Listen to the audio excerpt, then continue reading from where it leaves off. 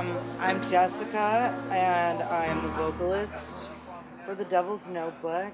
This is my dark quest. I'm Eyeball. I'm her wizard. Yes, he's the wizard. Also the baker of cookies. I'm Mike. I play stand-up bass. And yeah, that's it. Now, all of you also play a whole slew of other instruments as well. Do you switch off, or do you typically play around the same thing with this project? With this project, we all stay singular on what we're doing. We all have multiple projects. Yeah, but you've switched off before. We had like some lineup issues, it's been a long time coming.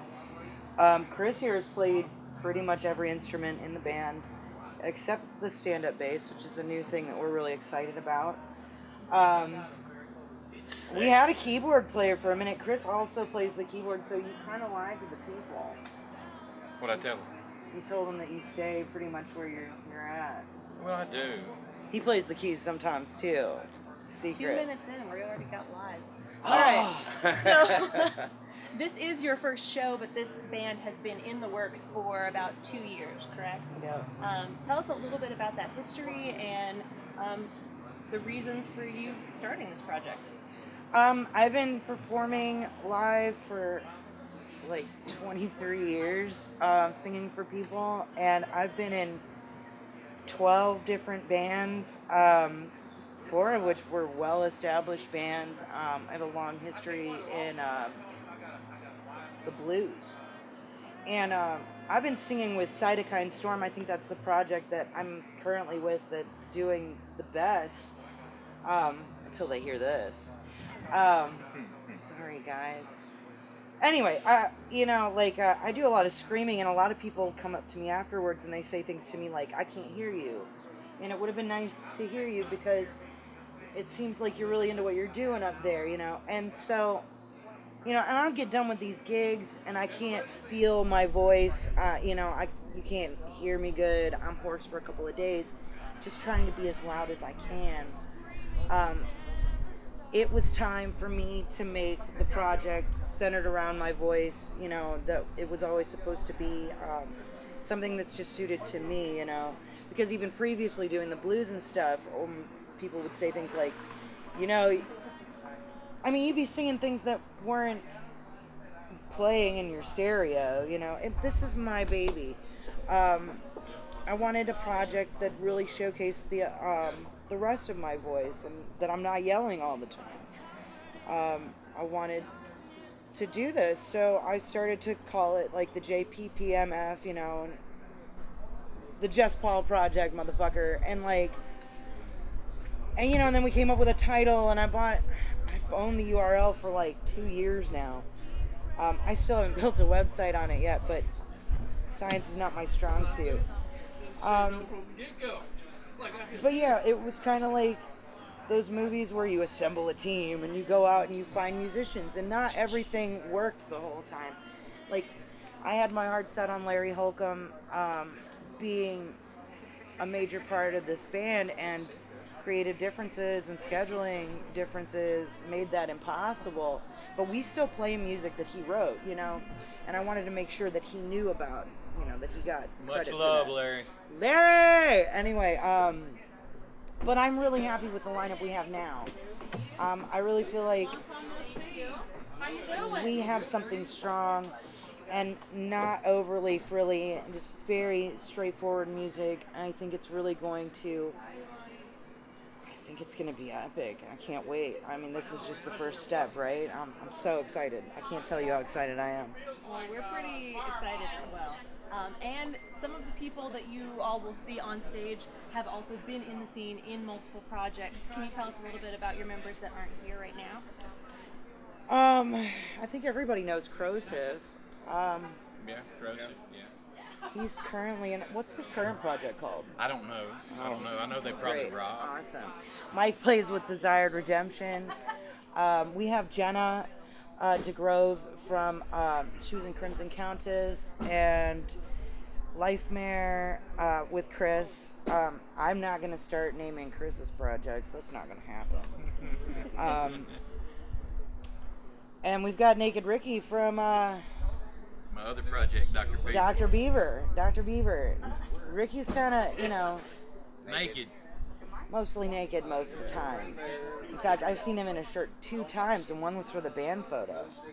I was gonna ask if that was metaphorically or physically. No, No, he's no, pretty he's naked. probably, Oh, yeah, okay. he's pretty naked.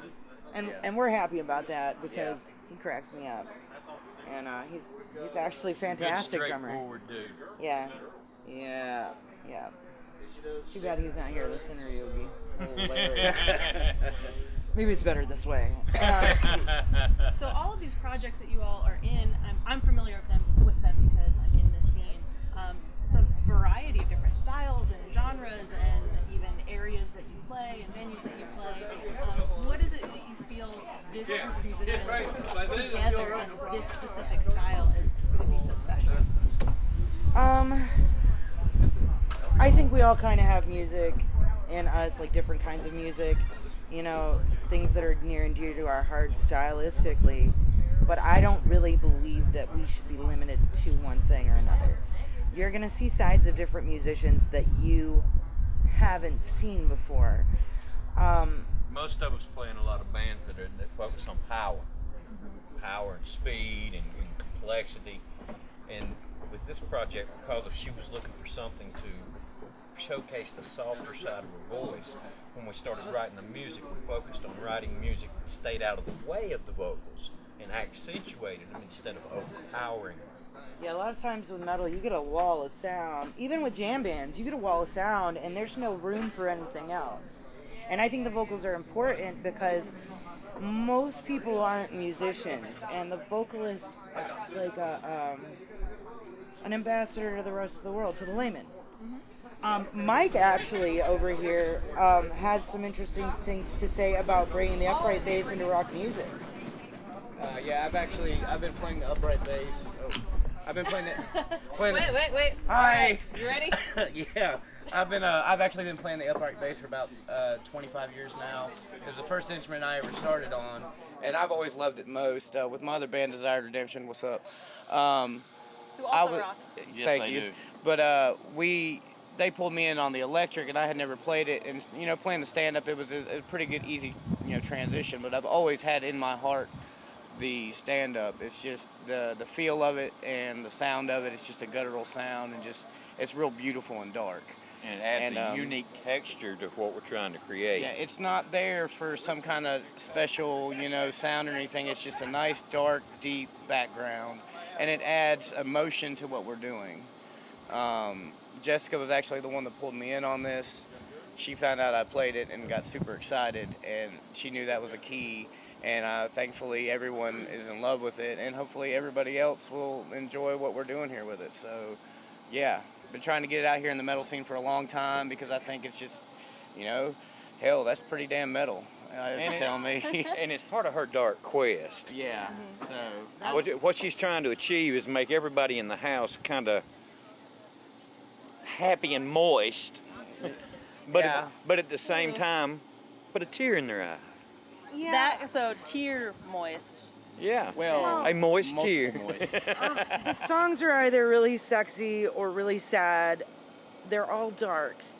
And they're all beautiful. I think that with this, I'm striving for witnesses instead of an audience. We're not just going to entertain you. You're going to feel stuff with us. The goal is not to rock out as much as it is To convey an emotion. Yeah. That's where the kind of the title, the band name comes from. It's the concept of a notebook or, somewhere where we write down all the things that make us human, ugly, strong, or beautiful. Who would write that down? Anyway, yeah, I think that's the long and short of it. This project's about pain. So when you refer to it as your dark quest, can you go into a little bit more about that? Well, like when I was recruiting band members and stuff, I'm like, I'm on a dark quest for evil. Come on and join the dark quest. There was a time I've done when prove Chris to her was. she's not evil. Shut up. She loves my cookies. Don't tell anybody. Edit that out. Anyway, you know, he's playing the cowbell, and I'm like, what was that? That does not fit into the Dark Quest. Cowbell incident. You know, yeah, the cowbell incident of 2015. So, like, when I recruit people, I'd be like, you know, I need them to pledge their allegiance to our Dark Quest for evil. And Chris calls me the Queen of Darkness, and so he's the wizard, because I don't think I'd be here without him. You know, he gave us a place to practice, he gave us songs to play, and we all kind of built off of what Chris gave us. And we're still growing. Yeah, we are. We're just we are. starting because we just solidified the lineup, and now we're starting to add the writing styles of the other people, and even the stuff that we're not bringing to the table tonight. It's amazing where it's going. Finding their place, you know. Everybody's finding a new side of themselves musically. You're finding how to fit into the spaces instead of standing out front, and it's actually. In the one-on-one discussions I've had with each individual member of the band, they've all embraced the fact that they have found complexity out of simplicity. Having that freedom and having that room to be creative. Well, and it opens up tone-wise. It opens up things you can do and nuances that you can get that you just can't get whenever you're kicking it. You know what I mean? Mm-hmm. So how many songs would you say you all have in your repertoire right now or in development? We've got about an album's worth, 12, 13 songs in the writing. We've got about half a dozen that are ready for the public. I think we're going to do 5 tonight. 6. Yeah, we're doing 6. 6. Yeah, we're doing 6 6 this tonight. evening. I mean, we have this other song, Faust. We're still working on it. The first time I wrote the lyrics to it, Chris and I listened to it, and it freaked us right out. So we're going to work on that and get back to you. And that one's been real frustrating to me. And what's been different with this project is we haven't written as a group much until we started practicing in the past few months to try to bring it out. Because everybody works, involved in so many projects, they'd come over to the house one at a time. We would write, they'd listen to what we have so far, they'd add to it, do their parts, and then when the next person would come over, you know, we'll do their parts, their input, and over time, over a period of months, we ended up having completed songs written. But none of them were written overnight, you know. None of them were all of us working together at one time. And now that we're moving forward with newer stuff, it's even growing even more. Do you feel like that style of writing, like that process is different than the way you all would typically write? Do you feel like it's added anything to this project? I think it's just another way to write. Creativity comes in so many ways. You can't pigeonhole it into saying that one's better, one's different. It's amazing whenever you get 6 people together that are on the same mental wavelength. There's no negative tension, no egos. Yeah. That's the key thing. None of us are trying to be anything. Well, hell, we can all play 1,000 notes a minute, but we're not trying to. You know, that's not the purpose. It's not. I'm not trying to make me look good. I'm trying to give her a canvas so she can produce her art. Because when that girl opens her mouth, it's art. Yeah. I don't think I've ever gotten this much love and support from a group. And they keep saying shit that makes me want to cry and stuff, but I did my eye makeup, so I'm good. Not gonna do that. But I'm so excited. I'm so proud of this group. I'm so proud of them. And I think you're gonna see something tonight you've never seen before. Now, one thing we haven't touched on is you mentioned the canvas and art. You are also an incredibly talented tattoo artist and are responsible for, well, this and this. Also the mural that we're standing in front of, which is why we're standing out here, which has been a staple of Summerall's Tavern since you did it 2 years ago. Yeah, can't believe it. Yeah, and you do all of the artwork for the Devil's Notebook, correct? Yeah, I do. I doodled that stuff on paper, and then I learned how to scan it, and it was over then. But yeah, I actually did borrow, the goat head is very close to a drawing in, it's like a royalty-free book of images from Illustrated Monthly. It's called The Beautiful Death, and I really love this one piece, so I borrowed it and kind of changed it to suit. But everything else is pretty much whole cloth. That's the benefit of being an artist, though, is that you can kind of